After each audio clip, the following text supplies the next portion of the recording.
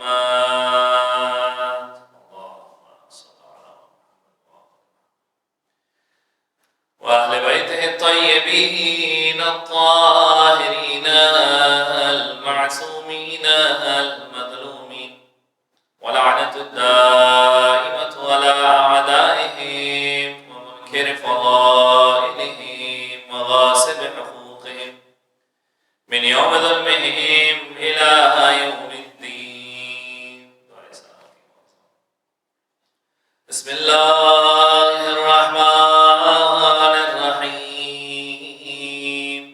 اللهم كن لوليك الحجة ابن الحسن صلواتك عليه وعلى آبائه في هذه الساعة وفي كل ساعة وليا وحافظا وقائدا وناصرا ودليلا وعينا حتى تسكنه ورزقا طوعا وتمتعه فيها طويلا. اللهم صل على محمد وعلى محمد.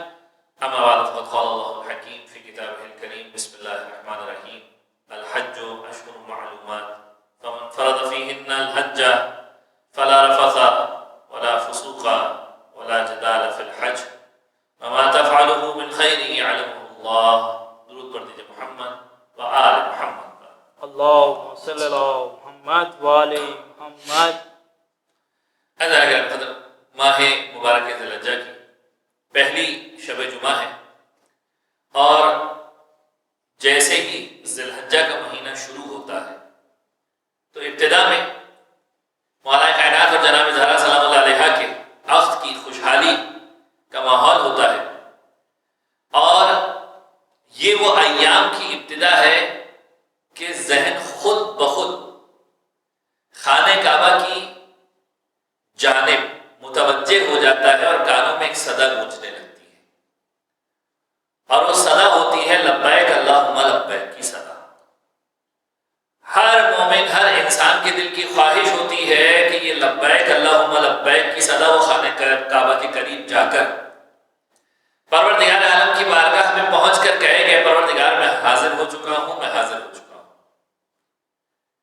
یعنی کہنے کا مطلب یہ کہ ماہ مبارک ذی الحجہ جیسے ہی شروع ہوتا ہے تو لوگوں کے ذہنوں کے اندر ایک خاص قسم کا حج کا خاکہ رونما ہونا شروع ہو جاتا ہے اور یقیناً یہی وہ ایام ہیں کہ جن ایام کے اندر حج کی باتیں ہونی چاہیے. یہی وہ ایام ہیں کہ جن دنوں کے اندر حج کے بارے میں تعلیمات پھیلنی چاہیے، فلسفہ حج کو بیان ہونا چاہیے. اور میری کوشش یہی ہے کہ آج کی گفتگو کے اندر حج کے اعتبار سے جتنی باتیں آپ کے سامنے پیش کر سکوں وہ پیش کر دوں.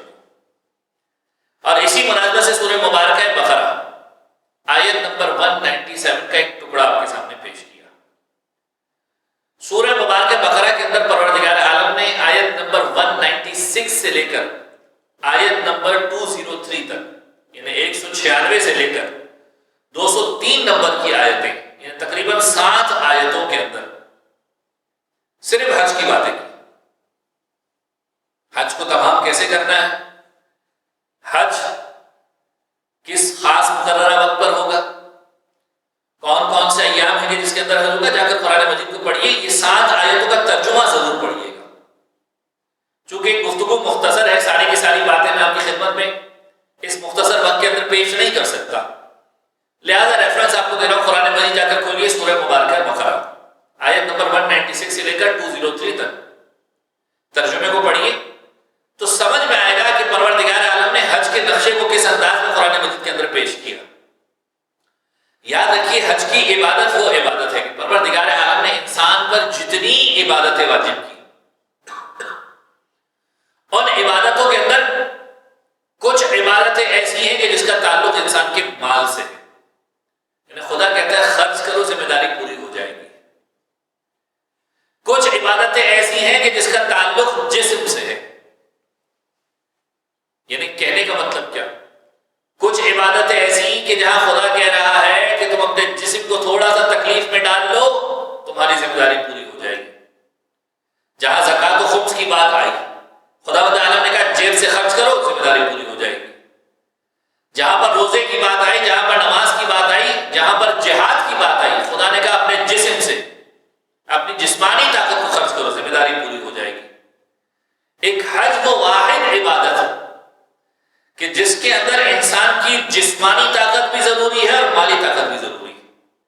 عبادت کوئی معمولی عبادت نہیں ہے، یہ وہ واحد عبادت ہے کہ جس کا تعلق مال سے بھی ہے، جس کا تعلق جسم سے بھی ہے۔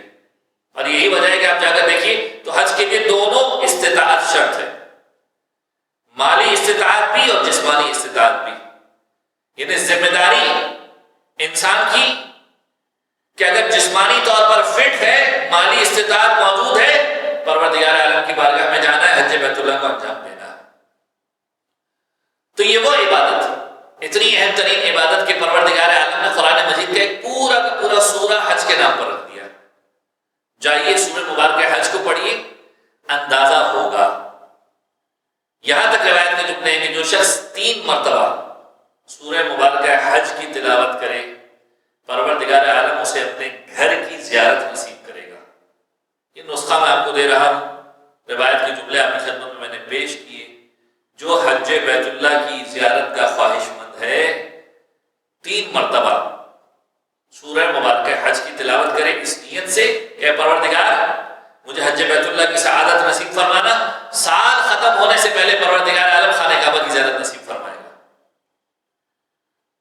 تو اکثر لوگ ایسے ہیں کہ جن کے دل میں تمنا ہے کہ حج کو انجام دیا جائے، کوئی مالی استطاعت کی وجہ سے پیچھے رہ جاتا ہے، کوئی جسمانی استطاعت کی وجہ سے پیچھے رہ جاتا ہے، لیکن عبادت بڑی اہم ترین عبادت، اتنی اہم ترین عبادت کہ جب رسول اللہ سے، رسول اکرم ختم مرتبہ حضرت محمد مصطفیٰ صلی اللہ علیہ وآلہ وسلم سے جب یہ سوال کیا گیا یا رسول اللہ کیا کوئی عبادت حج کے برابر ہو سکتی ہے؟ دیکھیں اب باقی کس عبادت کی بات کریں گے جو حج کے برابر لا کے کھڑے کرنے کی بات ہوگی، کیونکہ حج وہ عبادت ہے کہ جس عبادت کے اندر نماز خود موجود ہے۔ طواف کعبہ کی نماز جو واجب نماز ہے، حج کا حصہ ہے، کس عبادت کو لا کے برابر میں کھڑا کیا جائے گا؟ لوگ جو بڑی آسانی سے کہتے ہیں کہ فلانا فلانا کام کر لو بڑا ثواب ملے گا، یاد رکھیے اپنی فکر اور اپنی لاجک کو اپنے پاس رکھیے، عبادتوں کی اہمیت کو اہل بیت علیہ السلام کی روایتوں کے ذریعے سے جاننے کی کوشش کیجیے۔ رسول اکرم سے سوال کیا جا رہا ہے یا رسول اللہ کیا کوئی عبادت حج کے برابر ہو سکتی ہے؟ رسول اللہ فرماتے ہیں، اب رسول اللہ کا جواب سنیے، رسول اللہ فرماتے ہیں کہ اگر کوئی شخص کوہ ابو قبیس، کوہ ابو قبیس کیا ہے؟ ایک پہاڑ کا نام ہے، مکے کا وہ پہاڑ کہ جس پر رسول اللہ نے کھڑے رہ کر مکے کے لوگوں کو یہ جملہ کہا تھا کہ اگر میں تم سے یہ کہوں کہ دوسری طرف سے ایک لشکر آ رہا ہے تو کیا تم میری بات پر یقین کرو گے کہ نہیں کرو گے؟ وہ جو پہاڑی تھی اس کا نام تھا کوہ ابو قبیس، بڑی پہاڑی تھی مکے کی۔ رسول اللہ فرمانے کوئی شخص کوہ ابو قبیس کے برابر یعنی اس پہاڑ کے برابر سرخ سونا یعنی پیور گولڈ خدا کی راہ میں صدقہ کر دے تب بھی وہ حج کی فضیلت کے برابر نہیں ہو سکتا۔ یعنی یار صدقے کی بات ہو رہی ہے، نیکی کی بات ہو رہی ہے، کیا انسان نیکی کر کے اس حج کی فضیلت کو حاصل کر سکتا ہے؟ نہیں حاصل کر سکتا۔ رسول اللہ فرما رہے ہیں کہ حج کی فضیلت کی برابری کر ہی نہیں سکتے۔ یعنی انسان یہ حج کی عبادت کو معمولی عبادت نہ سمجھے۔ آج کل کے دور کے اندر کئی سارے مسکنسیپشنز ہیں، بہت سارے لوگ سمجھتے ہیں کہ ابھی تو پہلے سیٹلڈ ہو جائیں، پہلے گھر خرید لیں، پہلے بزنس شروع کر لیں، پہلے شادی ہو جائے، پھر اس کے بعد حج کر لیں گے۔ دیکھیں حج کی عبادت ایک ایسی عبادت ہے ایک مرتبہ واجب ہو گئی آپ کی گردن پر آ کر باقی رہ جائے گی۔ یہاں تک کہ شریعت کا حکم ہے کہ اگر ایک مرتبہ خداوند عالم تمہیں استطاعت دے دی اور تم حج پر نہیں گئے، شریعت کا نقطہ نظر بیان کر رہا ہوں، ایک مرتبہ خدا نے تمہیں استطاعت دے دی اور تم حج پر نہیں گئے، اب تم قرضہ لو اور لے کر حج پر جاؤ۔ یعنی اس ذمہ داری کو پورا لینے کے تمہیں قرضہ لینا پڑے تو قرضہ لے کر اپنی ذمہ داری کو پورا کرو۔ بلکہ روایتوں کے اندر یہاں تک موجود ہے کہ اگر کسی شخص کے اوپر حج واجب ہو جائے، رسول اللہ ختم مرتبت کی روایت ہے، بڑے سخت قسم کے جملے استعمال ہوئے۔ رسول اللہ فرماتے ہیں کہ اگر کسی شخص کے اوپر حج واجب ہو اور وہ جان بوجھ کر حج کی عبادت کو انجام نہ دے اور گزر جائے اس دنیا سے، تو یاد رکھو اس کی موت یا نصرانی کی موت ہے یا یہودی کی موت ہے یا مجوسی کی موت ہے۔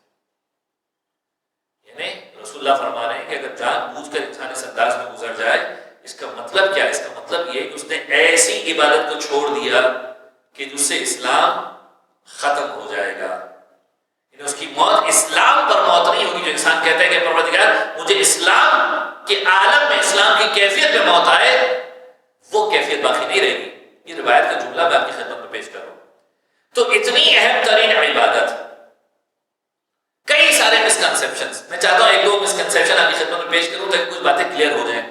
لوگ سمجھتے ہیں سیٹل ہونے کے بعد حج کریں گے. یاد رکھیے جب آپ مستطیع ہو گئے، جب خدا عالم نے آپ کو صاحب استطاعت بنایا، جب آپ کے پاس اتنا مال آ گیا کہ حج پر جانے کے اخراجات اٹھانے کے قابل ہو گئے، تو شریعت کہتی تم پر حج واجب ہو گیا. اب ایک سال بھی اگر تاخیر کی تو گنہگار ہو جاؤ گے. یعنی جس سال صاحب استطاعت بن گئے اسی سال جانے کی کوشش کرو. دیکھیں گورنمنٹ کی بیلٹنگ کی بات نہیں کر رہا. گورنمنٹ بیلٹ کر کے اگر آپ کو ڈراپ کر دیتی ہے تو اس کا مطلب یہ چیزیں آپ کے اختیار میں نہیں ہیں، لیکن جو چیز آپ کے اختیار میں ہے وہ کام آپ نے کرنا ہے، اس کام کو آپ کو انجام دینا ہے. اکثر اوقات انسان کہتا ہے کہ بڑا اہم ترین کام تھا، بڑا نقصان ہو جائے گا. میں آپ کو روایت کے جملے یہاں تک پیش کروں. ہم کہتے ہیں کہ اس سال بڑا امپورٹنٹ کام ہے، اگر اس سال اگر حج میں چلے گئے بڑا نقصان ہو جائے گا. صادق آل محمد کی ایک روایت ہے جس میں امام علیہ السلام نے ایک شخص سے پوچھا کہ تم حج پر نہیں جا رہے؟ تو کہنے لگا مولا بڑا اہم ترین کام ہے، نہیں جاؤں گا بڑا نقصان ہو جائے گا. جیسے ہم لوگ عام طور پر کہتے ہیں مولا بڑا نقصان ہو جائے گا. امام فرماتے ہیں کہ جس کام کی وجہ سے تو حج کو چھوڑ رہا ہے وہ کام تجھے کوئی فائدہ نہیں پہنچا پائے گا. تم سوچ رہے ہو کہ تمہیں فائدہ ہوگا، تمہیں کوئی فائدہ نہیں ہونے والا. اور یاد رکھو جب خدا تمہیں مہمان بنا کر اپنے گھر پر بلا رہا ہے، یعنی واقعہ سوچے اگر پروردگار عالم تمہاری میزبانی کو اختیار کر رہا ہے تو تم جا کر خدا عالم سے جو مانگو گے وہ تمہیں ملے گا. وہ سارا کا سارا نفع تم جا کر خدا کی بارگاہ سے لے سکتے ہو. روایتوں کے جملے ہیں کہ کم سے کم فائدہ حج کا. مولا کہنا تھا امیر المومنین علی بن ابی طالب علیہ السلام اللہم صل علی محمد وعلی محمد، یہاں تک جملے ارشاد فرماتے ہیں کہ اگر حج کو فضیلت و شرف کے اعتبار سے کیٹیگرائز کیا جائے، یعنی اگر کیٹیگری بنائی جائے کہ حج کی فضیلت کس انداز میں انسانوں کو ملتی ہے، امام فرماتے ہیں سب سے بہترین فضیلت جو کسی مومن کو حج کی ملتی ہے، یعنی اگر حج سب سے بہترین ہوا تو کیا فضیلت ملے گی؟ سب سے بہترین فضیلت جو کسی مومن کو ملتی ہے وہ یہ ملتی ہے کہ خدا اس کے پچھلے گناہ بھی معاف کر دیتا ہے، اس کے اگلے گناہ بھی معاف کر دیتا ہے. سب سے بہترین فضیلت. پھر فرماتے ہیں دوسرے مرحلے پر کہ جس کا حج اس لیول پر نہیں تھا اسے کیا فضیلت ملتی ہے؟ فرماتے ہیں اسے یہ فضیلت ملتی ہے کہ خدا اس کے پچھلے گناہ تو معاف کر دیتا ہے. وہ ایسا بن جاتا ہے جیسے ماں کے شکم سے پیدا ہونے والا بچہ. اب آگے کے لیے احتیاط کرنی ہے، یعنی پچھلے گناہ معاف ہو گئے، اب بالکل زیرو سے تمہارا سلسلہ آغاز ہو رہا ہے. اب اپنے اعمال کی حفاظت کرو. پھر فرماتے ہیں تیسرا اور سب سے کم ترین درجہ اور مرحلہ، یعنی سب سے کم ترین فائدہ کیا ہوگا؟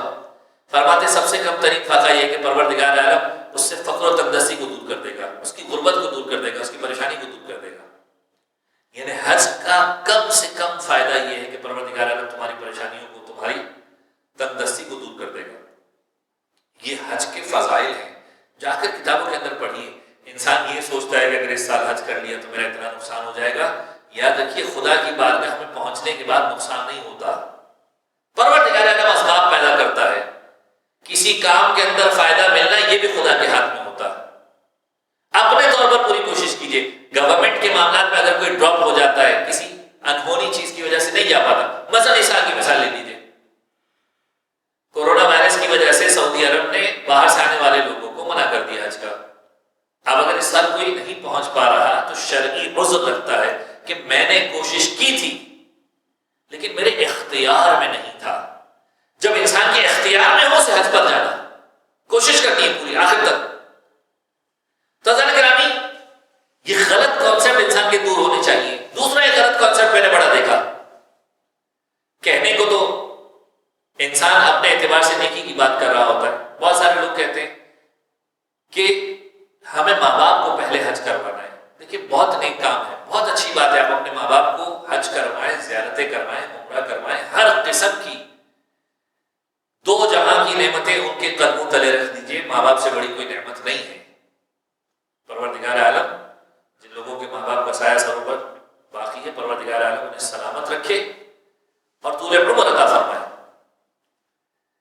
کہنے کا مطلب بہت سارے لوگ کہتے ہیں کہ مولانا پہلے ماں باپ کو حج کروائیں گے پھر خود حج کریں گے.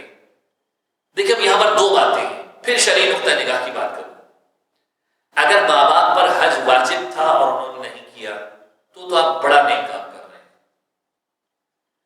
لیکن یاد رکھیے اگر آپ کے پاس اتنے پیسے ہیں کہ آپ اپنے ماں باپ کو حج کروا سکتے ہیں، اس کا مطلب یہ ہے کہ حج آپ پر بھی واجب ہے، اور اگر حج آپ پر واجب ہے تو ماں باپ کو کروانے سے آپ کی گردن سے آپ کا حج ختم نہیں ہوگا، لہذا آپ کی ذمہ داری سب سے پہلے اپنی گردن کے حج کو ختم کرنا ہے۔ پروردگار عالم نے آپ کو صاحب استطاعت بنایا، خود بھی چاہیے ماں باپ کو بھی لے کے جائیے، بڑا اچھا کام ہوگا، لیکن آپ یہ سوچیں کہ پہلے ماں کے لیے پیسے اکٹھا کروں گا، باپ کے لیے پیسے اکٹھا کروں گا، پھر اس کے بعد زندگی میں کبھی پیسے آ گئے تو خود حج کروں گا، تو یاد رکھیے پہلی مرتبہ جب آپ کے پاس اتنے پیسے جمع ہو گئے کہ آپ صاحب استطاعت بن گئے تو آپ پر حج واجب ہو گیا۔ اب ذمہ داری آپ کی گردن سے اترے گی نہیں، جتنا تاخیر کرتے رہیں گے اتنا گنہگار ہوتے چلے جائیں گے۔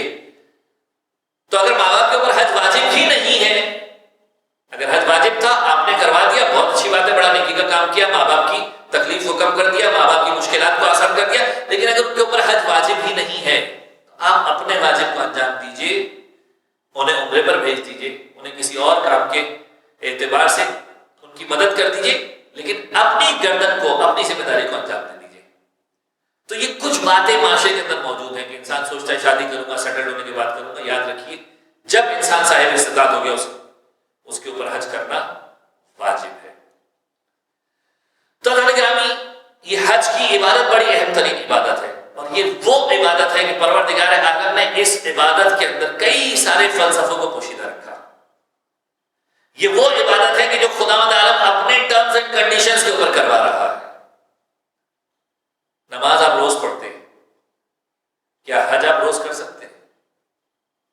خداوند عالم انسان کو بتانا چاہتا ہے کہ دیکھو یہ میری خاص قسم کی عبادت ہے، یہ ہوگی بھی مخصوص ایام کے اندر، مخصوص جگہ پر ہوگی،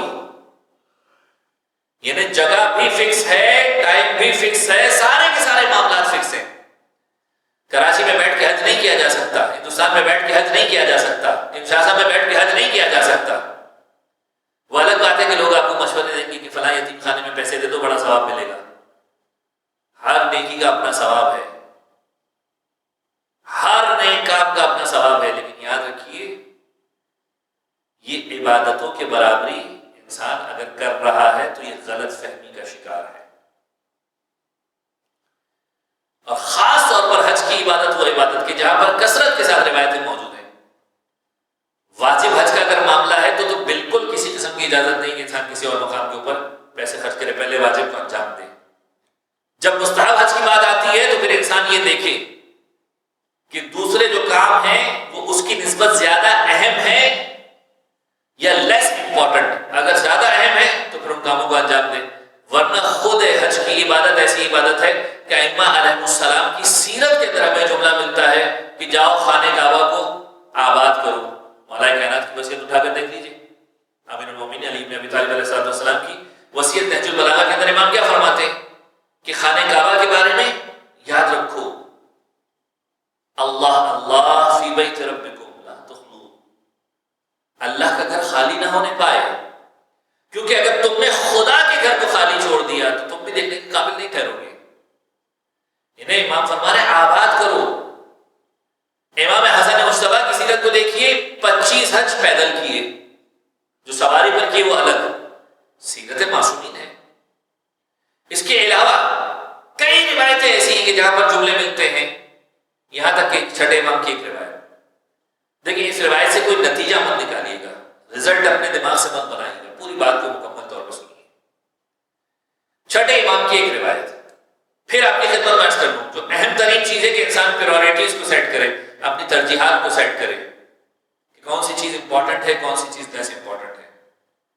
دوسری مرتبہ حج پہ جانا، تیسری مرتبہ حج پہ جانا تاکید ہے، لیکن اگر اس کے مقابلے میں کوئی ایسا کام ہے، کسی کی زندگی کا مسئلہ ہے اور آپ کی شرعی ذمہ داری بنتی ہے کہ وہاں پر جا کر مدد کی جائے، تو پھر یقیناً جو اہم ترین کام ہوگا اسے انجام دیا جائے گا۔ اور اگر آپ سمجھتے ہیں کہ نہیں وہ اتنا اہم کام نہیں ہے تو پھر حج کی عبادت اپنی جگہ پر فضیلت رکھتی ہے۔ چھٹے امام کی خدمت میں ایک شخص آیا اور آ کر کہنے لگا، مولا کچھ لوگ کہتے ہیں کہ ایک مرتبہ حج کر لیا، اب دوبارہ حج کرنے کی کیا ضرورت ہے؟ ایک کام کرو، صدقہ دے دو، صلہ رحمی کرو، بہت ثواب ہے۔ آج کے دور میں بھی یہ سوال آپ کو اپنی جگہ پر ملیں گے، لوگ کہتے ہوئے نظر آئیں گے کیا ضرورت ہے؟ کسی یتیم خانے کو سپورٹ کر دو، کسی غریب بچی کی شادی کرا دو. دیکھیں سارے کام اپنی جگہ پر بڑے امپورٹنٹ ہیں، بہت ثواب ہے، بہت ثواب ہے. لیکن میرا سوال یہ ہے کہ کیا یہ کام حج کو چھوڑ کر ہی کیے جا سکتے ہیں؟ ہمارا مسئلہ یہ ہے کہ ہم ایک جگہ کے پیسے کو نکال کر دوسری جگہ پہ لگانا چاہتے ہیں، جو اپنی جیب میں باقی پیسے پڑے ہوئے ہیں اس میں سے کچھ خرچ نہیں کرنا چاہتے. آج کسی کو زیارت امام حسین پہ جاتے ہوئے دیکھیں گے کہ وہاں خرچ کرنے کا کیا فائدہ، یہاں خرچ کر دو. تمہیں کیا پتا کون سی نیت سے کیا کام ہو رہا ہے. خدا تعالیٰ آپ کے خلوص کو دیکھ رہا ہے. دیکھیں سب سے امپورٹنٹ ترین بات کہ آپ کس کام کو کس خلوص کے ساتھ کر رہے ہیں، اور جو خرچ کر رہے ہیں کیا واقعی جو باتیں کرنے والے ہیں انہوں نے اپنے سارے پیسے کو یہاں خرچ کر دیا، جو حج پہ نہیں جا رہے وہ سارا پیسہ خرچ کر رہے ہیں. یہ سارے وہ سوالات ہیں جس کے جواب آپ خود جا کے ڈھونڈیں گا، مجھے جواب دینے کی ضرورت نہیں ہے. الحمدللہ صاحبان ایمان بڑے عقل مند ہیں، بڑے محقق ہیں. ریسرچ کریں گے تو اندازہ ہو جائے گا کہ جو نہیں جاتے وہ کتنا پیسہ خرچ کر رہے ہوتے ہیں، جو باتیں کرنے والے ہیں وہ کتنا پیسہ لگا رہے ہوتے ہیں. پھر وہی بات شریعت کے اعتبار سے دیکھیے، امپورٹنٹ اور لیس امپورٹنٹ کی تعریف آپ خود ڈیسائیڈ کیجئے، میں طے کرنے والا نہیں. امام علیہ السلام کا جملہ سنیے. امام کو آ کر کا مولا کہہ رہے ہیں صلہ رحمی کر دو، صدقہ کر دو. امام فرماتے ہیں کہ یہ لوگ جھوٹ بولتے ہیں، اگر تم لوگ ایسا کرو گے تو خدا کا گھر خالی رہ جائے گا. یہاں تک کہ ایک شخص مومن آتا ہے چھٹے امام کے پاس آ کے کہتا ہے مولا میں نے نیت کی ہر سال حج پہ جاؤں گا، اگر خود حج پہ نہیں گیا تو کسی کو حج پہ بھیج دوں گا. امام فرماتے ہیں تیرے رزق کی برکت کی ذمہ داری میں لے لیتا ہوں، تجھے خوشحالی کی ضمانت میں دے دیتا ہوں. یہ کس انداز میں پروموٹ کیا جا رہا ہے، کس انداز میں بتایا جا رہا ہے. فرماتے کسی وجہ سے حج کو ترک نہ کرو. کئی مقامات ایسے ہیں جہاں پر بار بار حج کرنے کی تاکید کی گئی. بہرحال انسان پھر وہی جملہ عرض کروں گا، انسان اپنے اعتبار سے ان معیارات کو طے کرے کہ کون سی چیز امپورٹنٹ ہے. اگر مستحب حج ہے اور دوسری طرف اس سے زیادہ اہم ترین کام ہے تو پھر اسے فوقیت دی جائے گی. کبھی کبھار زندگی کے معاملات ہوتے ہیں، جان کے معاملات ہوتے ہیں، تو وہاں پر معاملہ مختلف ہوتا ہے. ایک روایت آپ سے پیش کر لوں تاکہ بات کو سمجھنے میں آسانی ہو جائے. ایک مومن نکلا مستحب حج کے لیے. روایت نے لکھا کہ کوفے سے قافلے چلا کرتے تھے حج کے لیے. جب وہ کوفے کے قریب پہنچا تو اس نے دیکھا کہ مومنہ ہے، سید زادی ہے، کہ جو رستے سے مردار اٹھا کر کھانے کی کوشش کر رہی ہے. جب یہ پہنچا اسے جا کر کہنے لگا کیا کر رہی ہے؟ حرام کھائے گی، مردار کھائے گی، اس کا مطلب حرام کھائے گی. وہ مومنہ کہنے لگی کہ دیکھ یہ چیز تیرے لیے حرام ہوگی، میرے لیے حلال ہے. کا مردار کیسے حلال ہو سکتا ہے؟ وہ عورت کہنے لگی جس کے بچے بھوک و پیاس سے مر رہے ہوں اس کے لیے مردار اضطرار کی حالت میں جائز ہو جایا کرتا ہے. میرے بچوں کی حالت ہے میں جانتی ہوں. اس شخص نے سوچا تو کہا کہ میں مستحب حج کرنے جا رہا تھا، اپنا سارا مال اٹھا کر دے دیا اس مومنہ عورت کو. کہا جا اپنے بچوں کی ضرورتوں کو پورا کر، اپنی تکلیف کو حل کر. اور گریہ کرنے لگا پروردگار تیری راہ کے لیے نکلا تھا لیکن بہتر کام اس سے زیادہ بہتر. دیکھیں زندگی موت کا مسئلہ تھا، اس نے سارے کے سارے مال کو خرچ کر دیا. یہ فیصلہ آپ کو کرنا ہے کہ کون سا کام امپورٹنٹ ہے، کون سا کام لیس امپورٹنٹ ہے. یہ میں طے کر کے نہیں بتانے والا. خرچ کر دیا.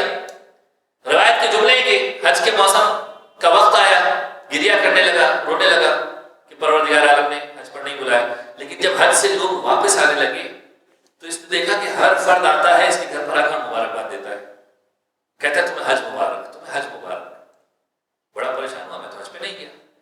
ایک شخص آ کر کہتا ہے کہ تم عرفات سے بہت جلدی آگے چلے گئے تھے، ہم تمہارا انتظار کر رہے تھے. ایک شخص آ کر کہتا ہے کہ ہم نے تمہیں مینا کے اندر عبادت کرتے ہوئے دیکھا اور تم وہاں پر عبادت کر رہے تھے. ایک شخص آتا ہے اور آ کر کہتا ہے کہ جب تم وہاں سے چلے گئے تو ایک شخص نے آ کر تمہارے نام کی امانت بھیجی ہے، یہ امانت تم لے لو، اور اس امانت کو تمہارے لیے بھیجا گیا ہے. اس نے امانت لے لی. سوچنے لگا کہ کیا امانت ہے. امانت کو کھول کے دیکھا تو اتنے پیسے جو اس نے اس غریب عورت کو دیے تھے، اس مومنہ کو دیے تھے، وہ پیسے اس کے اندر موجود تھے. پریشان ہو گیا. سوچنے لگا میں حج پر نہیں گیا، میں نے حج کو انجام نہیں دیا، پیسے بھی واپس آ گئے، لوگ مجھے حج پر بھی دیکھ کر آ گئے، ماجرا کیا ہے؟ رات کو جب سویا تو اس نے منظر دیکھا کہ خواب میں زمانے کے امام آ کر کہتے ہیں کہ یہ تیری دنیا کا اجر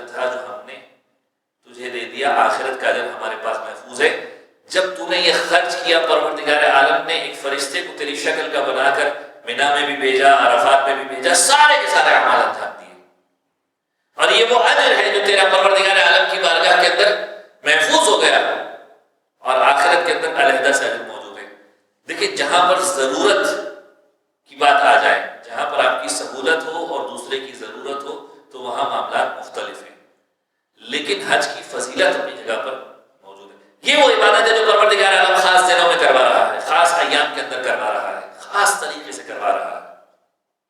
حضرت گرامی، باتیں بہت ساری ہیں، فلسفہ حج کو بیان کرنا ہے، اور بہت سارے معاملات ایسے ہیں جنہیں بیان کیا جا سکتا ہے، لیکن وقت تقریباً ختم ہو گیا۔ قرآن مجید کی آیت کا ترجمہ آپ کے سامنے پیش کر دوں کہ یہ حج وہ ہے جو خاص مہینوں میں انجام دیا جاتا ہے، اور جس کے اوپر حج واجب ہو جائے پھر اسے کسی قسم کے جدال کی اجازت نہیں ملتی، کسی قسم کے فسق و فجور کی اجازت نہیں ملتی، اور یاد رکھو جو تم کر رہے ہو پروردگار عالم بہتر جانتا ہے۔ عزیزان گرامی، فلسفہ حج کو اگر دیکھیں، پروردگار عالم نے اس فلسفے کے اندر، اس حج کے فلسفے میں بہت سارے ایسے معاملات کو رکھا ہے جو انسان کی زندگی کے اندر بڑے اہم ہیں۔ خود گلوبلی، دنیا کے اعتبار سے، اکانومی کی ڈسٹریبیوشن کے اعتبار سے یہ حج بڑی اہم ترین عبادت ہے۔ بدقسمتی سے اس سال کئی لاکھ حجاج حج کے لیے نہیں جا پائیں گے، لیکن یقیناً پروردگار عالم کی کوئی نہ کوئی مصلحت ہوگی۔ لیکن میں اتنا جانتا ہوں کہ کوئی موجود ہو یا نہ ہو، زمانے کا امام کاروان حج کی قیادت کر رہا ہوگا، اور یقیناً جب زمانے کا امام کاروان حج کی قیادت کرتے ہوئے عرفہ کے میدان میں عبادت کو انجام دے گا، تو عرفہ کے میدان میں امام حسین کی دعائے عرفہ کو ضرور پڑھے گا، اور حسین نے دعائے عرفہ کو کس انداز میں پڑھا ہے؟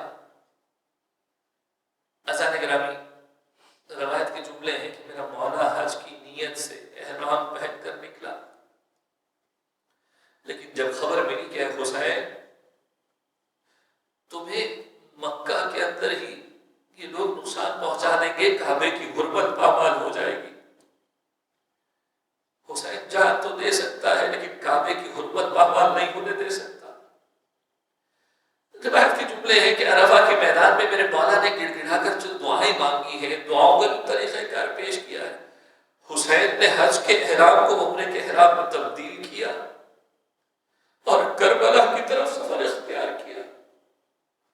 عزیزو، کس انداز میں میرا مولا کعبے سے رخصت ہوا ہوگا، کس انداز میں میرا مولا عرفات و منی سے رخصت ہوا ہوگا۔ مجھے اتنا یقین ہے کہ حسین کے کلیجے کے اوپر خنجر چل رہا ہوگا، شاید وہی کیفیت ہوگی جو مدینے سے رخصت کے وقت ہوگی، شاید وہی کیفیت ہوگی جو نعرہ رسول اللہ سے رخصت کے وقت ہوگی۔ جس انداز میں مدینے سے رخصت طلب کی ہے، کس انداز میں مدینے میں حسین نے ماں کی قبر سے رخصت طلب کی ہے۔ عزیزو، ہم روایت کا جملہ سنتے ہیں کہ میرا مولا جب مدینے سے نکلا ہے، کبھی حسن کی قبر پر گئے ہیں، کبھی رسول اللہ کی قبر پر گئے ہیں، کبھی فاطمہ زہرا کی قبر پر گئے ہیں۔ جب حسن کی قبر پر گئے بڑے شجاعت والے انداز میں گئے، جب نانا رسول اللہ کی قبر پر گئے بڑے شجاعت والے انداز میں گئے، لیکن جب ماں کی قبر پر رخصت کے لیے آئے تو روایت کا جملہ لکھا اس انداز میں آئے کہ جیسے بچہ گھٹنیوں کے بل چل کر آتا ہے اور آ کر ماں کی قبر سے اجازت لے کر چلے، اور شاید قبر فاطمہ زہرا سے بھی صدا آئی ہو، میرے حسین پریشان نہ ہونا، یہ دکھیاری ماں تیرے ساتھ ہے، ارے مدینے سے ہر مقام پر تیرے ساتھ موجود ہوگی، کربلا میں بھی یہ ماں تیرے ساتھ موجود۔ علی رحمۃ اللہ علی القوم الظالمین وسيعلم الذين ظلموا على محمد أي منقلب ينقلبون بار الہ تجواز ہمارے اس رسول کو اپنی بارگاہ میں قبول فرما، ہمارے تمام گناہ کبیرہ و صغیرہ کی مغفرت فرما، بار الہ الا آنے والے سالوں میں ہم سب کا نام حج بیت اللہ کے حاجیوں میں شمار فرما، بار الہ تجواز محمد و آل محمد کا ہم زیارت امام حسین علیہ السلام سے مشرف فرما، جو بیمار ہمیں شفا